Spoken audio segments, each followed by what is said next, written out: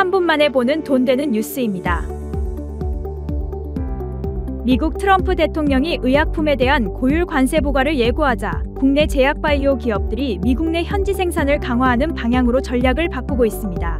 셀트리온이 7천억 원을 들여 미국 현지 공장 인수를 추진하는 것이 대표적인 사례이며, 이는 국내 바이오 산업의 글로벌 생산, 현지화 전환을 보여줍니다.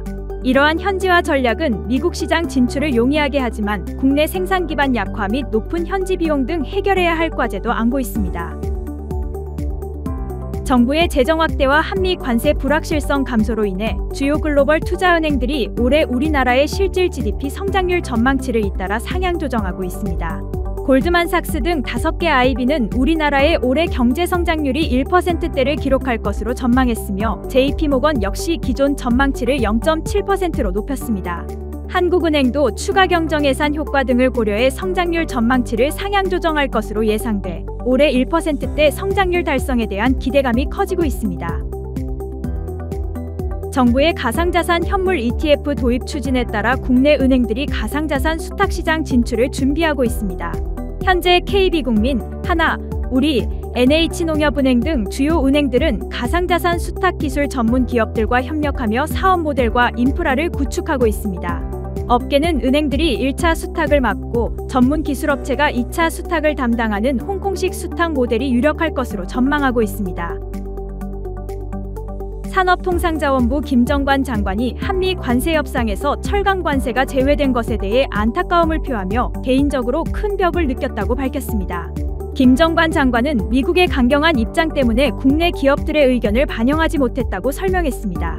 이에 대한 대응책으로 철강 분야의 저탄소 고부가 가치 산업 전환을 위한 지원 확대와 저가품에 대한 적극적인 무역 대응을 약속했습니다.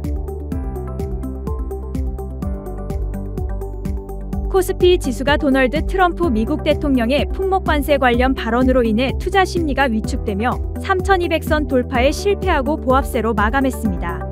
외국인과 기관이 매도 우위를 보인 가운데 반도체 업종은 약세를 나타냈습니다. 한편 중국인 단체 관광객에 대한 비자 면제 소식에 관련 소비주와 금융주는 상승세를 보였습니다. 카카오페이가 2분기 매출과 영업이익이 크게 증가하며 호실적을 기록했지만 주가는 부진을 면치 못하고 있습니다. 증권가에서는 카카오페이의 핵심 사업부 성장이 정체된 점과 스테이블코인 사업의 규제 불확실성 등을 이유로 신중한 투자를 권고하고 있습니다. 또한 교환사채와 관련된 오버행 이슈가 주가 변동성을 키우는 요인으로 작용하고 있습니다. 조선 방위산업 원전 관련주가 하반기에도 강세를 보일 것이라는 기대감에 힘입어 이들을 테마로 한 ETF 상품들이 높은 수익률을 기록하고 있습니다. 최근 한 달간 조선 관련 ETF들이 30%가 넘는 수익률로 상위권을 차지했으며 방산과 원전 관련 ETF들도 뒤를 이었습니다. 이러한 인기에 힘입어 증권사들은 관련 신규 ETF를 잇따라 출시하며 투자자들의 관심을 끌고 있습니다. 국내 프랜차이즈 가맹본부 수가 7,000개를 넘어서며 경쟁이 치열해지고 있지만 해외 진출은 약 300건에 불과해 새로운 성장 동력 확보가 시급한 상황입니다. 이에 산업통상자원부는 프랜차이즈 산업의 글로벌화와 전문화를 위한 연구 용역을 발주했습니다. 정부는 이번 연구를 통해 해외 진출 활성화 방안을 모색하고 인공지능 활용 등 디지털 혁신 역량을 강화하여 프랜차이즈 산업의 경쟁력을 높일 계획입니다. 지금까지 3분 만에 보는 돈 되는 뉴스였습니다.